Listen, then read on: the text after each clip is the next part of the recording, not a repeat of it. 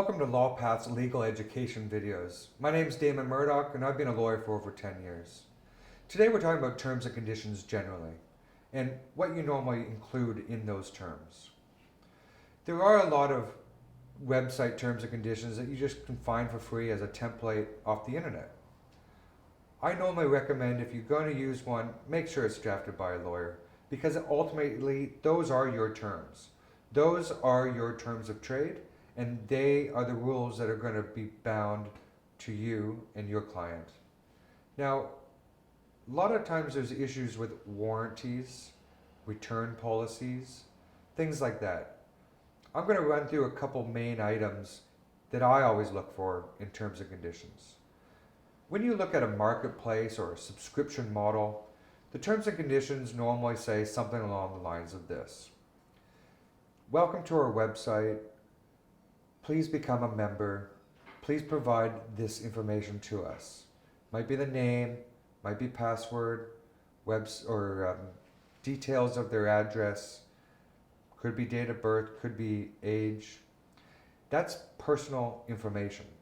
That's personal information that you must comply with the Australian privacy principles once you receive it. Once you get that information, they might now be a member.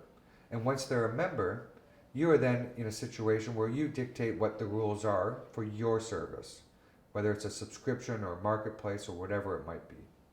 Now, we normally have a look at the intellectual property clauses, the dispute resolution clauses, the payment gateway clauses, and whether you're a facilitator or whether you're actually providing the services. When you look at these marketplaces or subscription models, there are situations where you might be in the gig economy and you might not be actually providing the services, but rather you are connecting two people together and you're just a facilitator. If that's your business model, I highly recommend you take a very close look at your model. The reason is that there's two very serious situations. One is that the people in your marketplace might be GST registered and they might not be GST registered.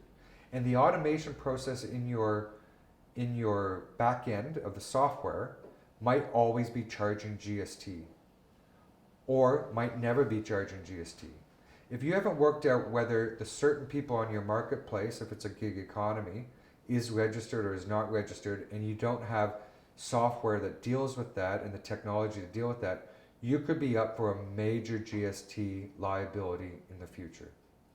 The second thing we look at is payment gateway. I've had cases where people might just have a standard payment gateway term. It just might say, we use a third-party gateway.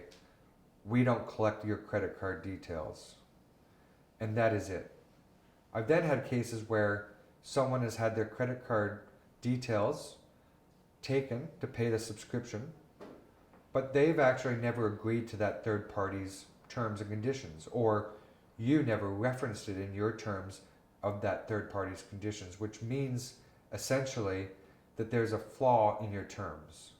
So if you're using PayPal, say, we use PayPal, and by using our service, you agree to the terms and conditions used by, that are produced and published by PayPal found here. If you use any of the other providers, I could plug a bunch like Stripe, but I'm not going to other than Stripe because it's one of the main ones. But make sure you have reference to their terms, and by them using your service, they're agreeing to their terms. The other one is looking at delivery, refunds, warranties. The Australian consumer laws are very protective. They have a lot of protection in terms of the sales of goods and the sale of services, such as the goods and services are going to be fit for their purpose, or they're going to be of merchantable quality. So there are circumstances where you have to offer a refund, because if they're not merchantable quality, like they break very soon, or they're not fit for purpose, then you will have to provide a refund. Now, you can limit your liability in terms of refunds and warranties, but you got to have it clearly drafted. If you're going to have a warranty, you got to spell out what is that warranty, what is included in warranty, what is not included in the warranty, what's the process of claiming under the warranty, and when does that warranty expire. Same thing with refunds. If you have refunds, you got to look at what scenarios are they entitled to a refund. Is it after they return the good back to you? Is it only if the box isn't opened? You got to make sure you spell out exactly what the terms of the refund is and who pays for postage. If you mailed something out and you got to get it back, do you pay for the cost of postage back, or do you make the consumer send the good back and then you pay for the replacement? All these terms are very important, and you got to get them right to avoid little disputes, and sometimes large. The other standard clauses are intellectual property clauses, as I mentioned before, and to find out more information about that, see our other videos on intellectual property clause.